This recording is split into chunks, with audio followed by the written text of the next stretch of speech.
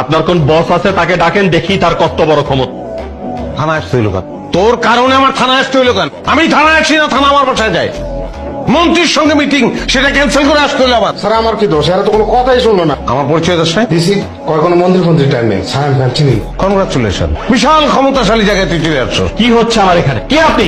আপনার অনেক সাহস, আপনি আমার গাড়ি আটকাইছেন, আমার ড্রাইভারকে আটকাইছেন, কারণ আপনি আমাকে চেনেন না। সায়ন চৌধুরী, সিআইডি, আপনাদের থেকে অনেক বড় বড় হেডমত অফিসারদেরকে স্যার বাম পকেটে নিয়ে ঘোরেন। মন্ত্রী সুলতান মাহমুদ, আমার চাচা, মন্ত্রী ফিরোজ আলম, আমার ফুপা। আপনাদের আইজি ডিআইজি সবাই স্যারকে সমীহ করে চলে। আপনি স্যারকে থানা আসতে বাধ্য করছেন। তাই কথা বলবো, প্রত্যেকটা সেকেন্ডের দাম আছে। সামান্য একটা গাড়ির জন্য এত সময় তো আমি দিতে পারবো। স্যার মন্ত্রী কল করে স্যার লাঞ্চের দাওয়াত দিয়েছে। ডিআইজি পারভেজকে বন্ধ। জি sir.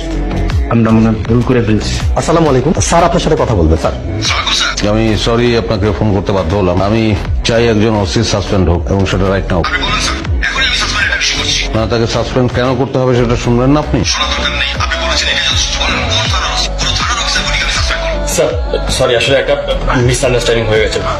I am extremely sorry. আচ্ছা, আমি আপনাকে পরে জানাচ্ছি।